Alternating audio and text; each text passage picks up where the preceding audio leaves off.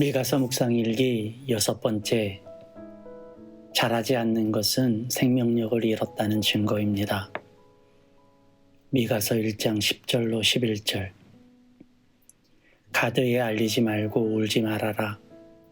베들레아브라에서는 티끌에 묻어라.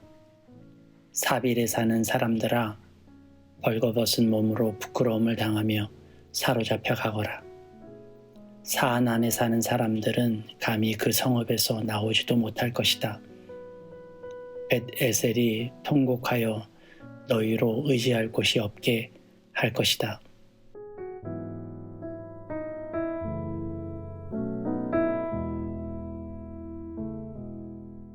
좋은 아침입니다. 연휴를 잘 보내고 계신가요? 떡국은 드셨습니까?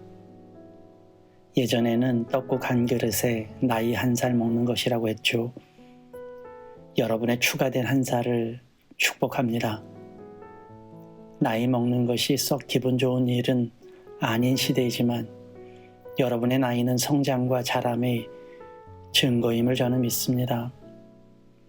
그렇게 더한 1살이 작년과 다른 성장한 내 모습으로 쑥 자란 내 영성을 가지고 2023년을 살게 될 것을 믿습니다. 미가 선지자는 매우 문학적인 사람이었던 모양입니다. 이미 선포된 문장들에서 그의 문학적 소질을 눈치챈 바 있죠. 오늘 본문 10절 이하의 글은 더욱 독특한 문학적 소견을 드러냅니다. 비유와 풍자를 적절히 섞은 표현들이 이어집니다. 본문에는 많은 지명들이 등장하죠.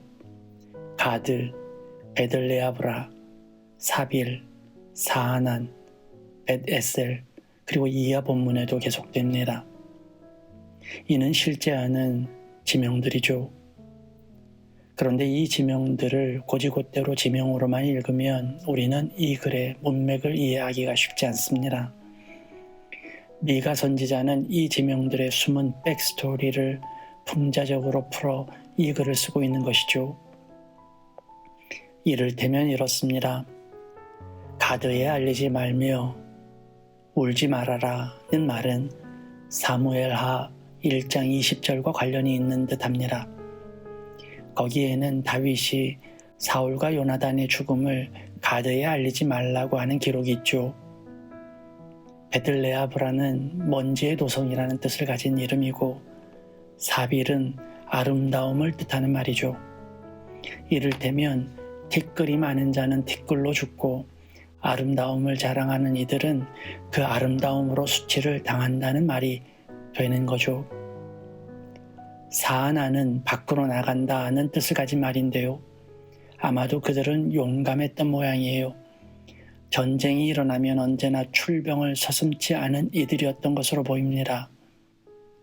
벳에셀 또한 도움의 집 혹은 도피처라는 뜻을 지녔죠. 그런데 용감한 이들도 겁을 먹고 도피처라고 자부하는 이들조차 자신도 피할 곳이 없게 된다는 뜻이죠. 언어 유희라고 할까요?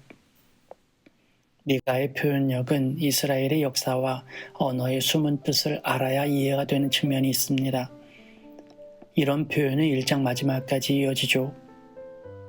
이런 문학적 표현력에 감탄할 즈음 저는 오늘 본문에서 흐르는 한 가지 흐름이 있는 것을 발견했습니다. 그것은 어떤 역사적인 자부심 같은 것이었죠. 그 도시의 이름이 될 만큼 그 지역의 전통적이고 역사적인 뿌리 같은 것이 있다는 거죠. 가드와 같은 곳은 블레셋의 대표적인 도성으로 이스라엘과 라이벌 관계를 유지할 만큼 강력한 도시국가였죠. 골리앗이 바로 가드 출신이죠. 거인족이라 불리는 이들이었습니다. 그들에게는 자비라는 것이 없었던 것으로 보입니다. 누군가의 슬픔에 함께하지 않았던 거죠. 베들레아브라가 왜 먼지의 도성이 되었는지는 잘 모르겠습니다. 그런 먼지들이 좋은 의미는 아니었던 것 같죠. 그럼에도 한 가지 알 수 있는 것은 그들은 그 먼지를 버리지 않았다는 것입니다.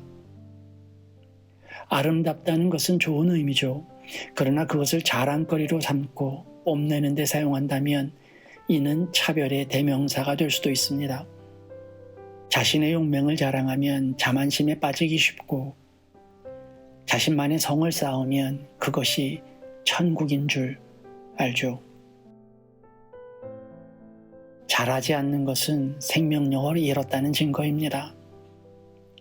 아무리 크고 아무리 훌륭한 결과를 내었어도 잘하지 않는 것은 죽은 것입니다.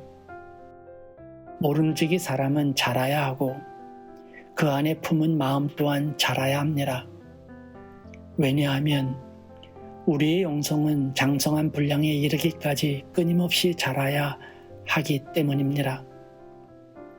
우리가 바라보는 천국은 나이 들어가는 곳이 아닙니다. 우리에게 천국은 자라서 가는 곳이에요. 끊임없이 하나님을 향해 꿈을 꾸는 곳이고 끝까지 힘을 다해 주님을 닮아가는 곳입니다. 어제와 다른 오늘을 사세요. 조금 더 밝게, 조금 더 웃고, 조금 더 너그러우며, 조금 더 평안한 자리로 하루하루 자라야 합니다. 거기에 생명의 능력이 있으며 거기서 은혜가 열매를 맺기 때문이죠. 오늘 여러분은 어제보다 조금 더 잘하고 달라진 새로운 사람입니다.